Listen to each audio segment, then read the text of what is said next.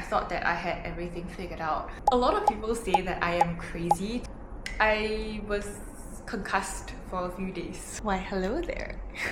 It's been a while since I last saw you guys, and I'm here to kind of talk about what's been going on in my life, especially about me quitting my job. So for those who don't know, I quit my job about 2 months ago and I've been unemployed ever since.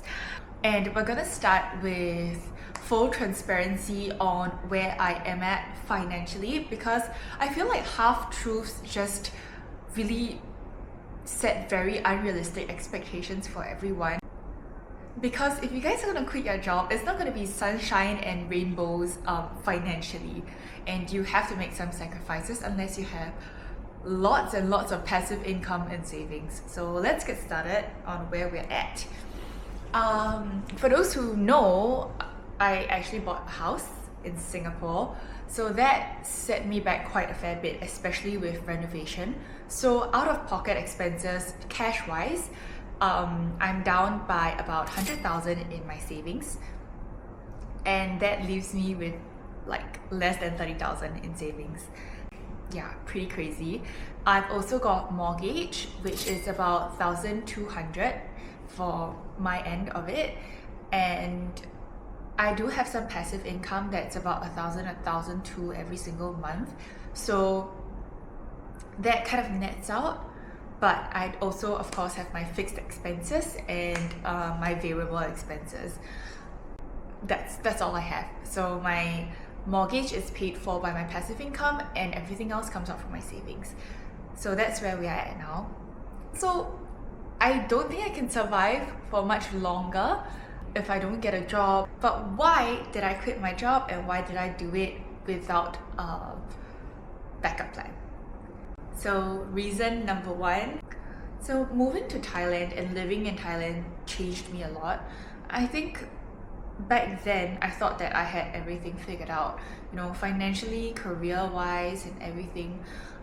I fit into that mold of a successful Singaporean millennial. But when I moved to Thailand, I realized that life is a lot more than this.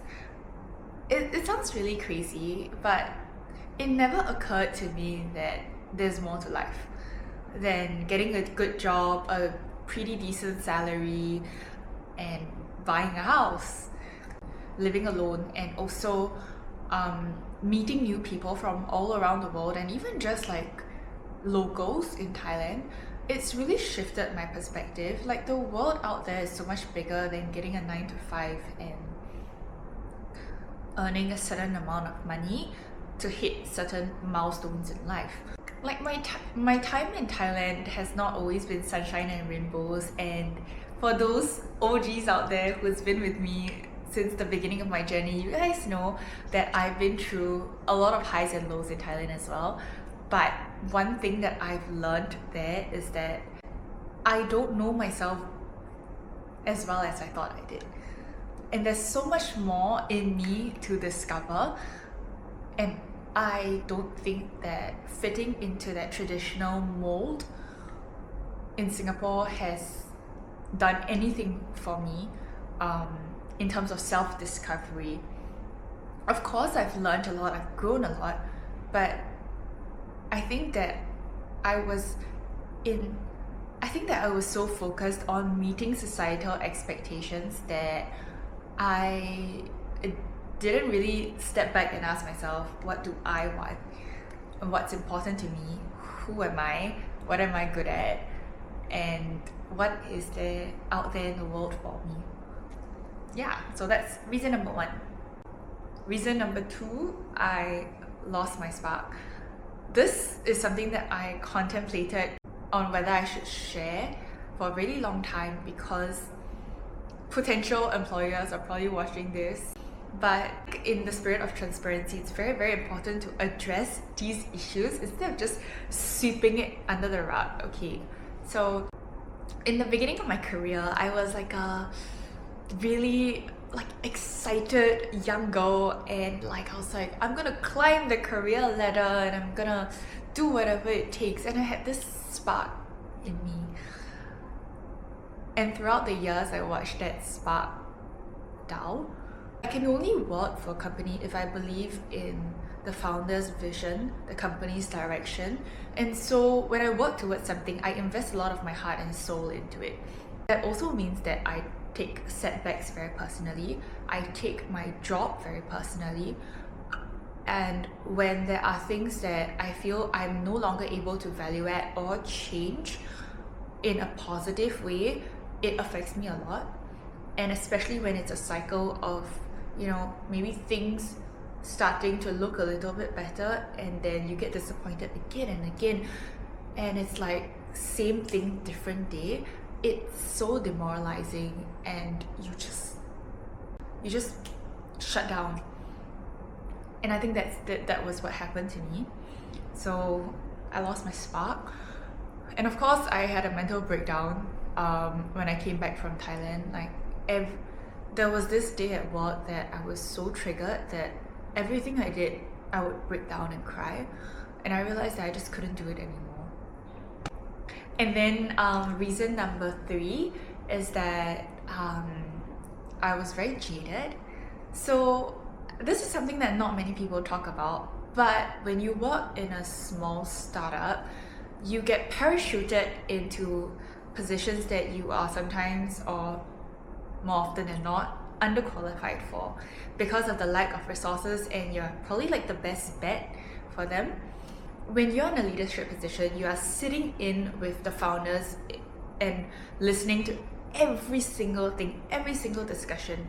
Things are spoken about in a very objective manner, and sometimes you take emotions, feelings, empathy out of it, and that is, it kind of desensitizes you. And also it gets very lonely because when you are in these conversations, you are forced to think like a leader. You are forced to see things from a much bigger perspective, the company's perspective.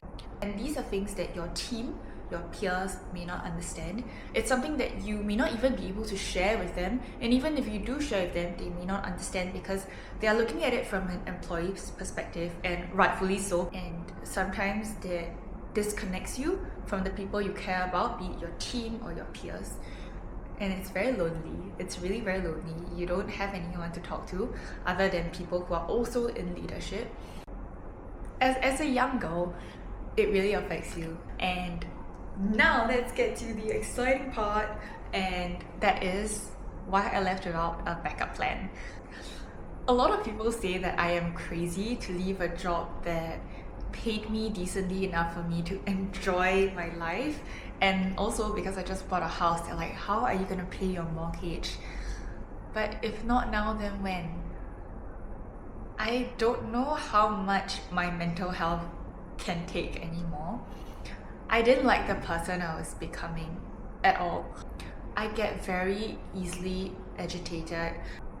People walk on eggshells around me, not just in the office but at home as well. And I've become this very nasty, negative person. And it's just not a nice version of myself lah. I didn't like it at all.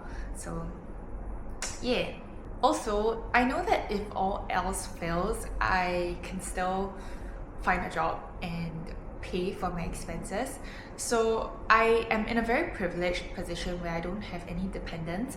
So my parents are very self-sufficient, and while I do give them allowance, they don't ask for it, they don't want it, they just want me to be happy, right? And I don't have kids, which is very expensive to have in Singapore. I only have my dog, and I know that everyone's gonna say like, oh, the economy is really bad. Yes, it is, but you can always find a job.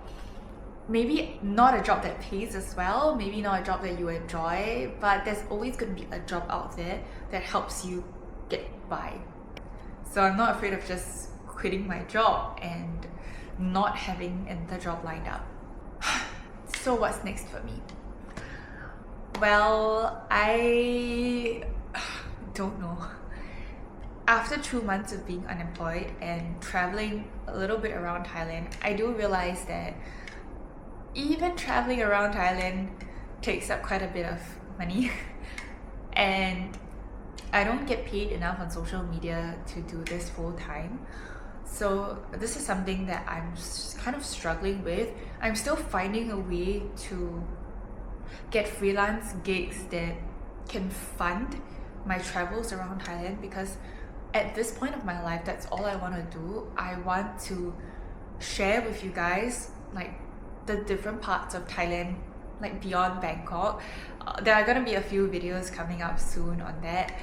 And I also want to share with you guys a little bit more about Thai culture that maybe most expats or tourists don't see, and that requires me to be there a bit longer term. Okay, something very exciting. I've also been investing a lot more time on Muay Thai. So I recently did my first hard sparring event and I was concussed for a few days. But I loved it. I loved every moment of it. I admit that I wasn't prepared enough, but it was a good experience nonetheless. And yeah, that's all for my updates. I will figure things out and get back to you guys on where I'm at. Bye.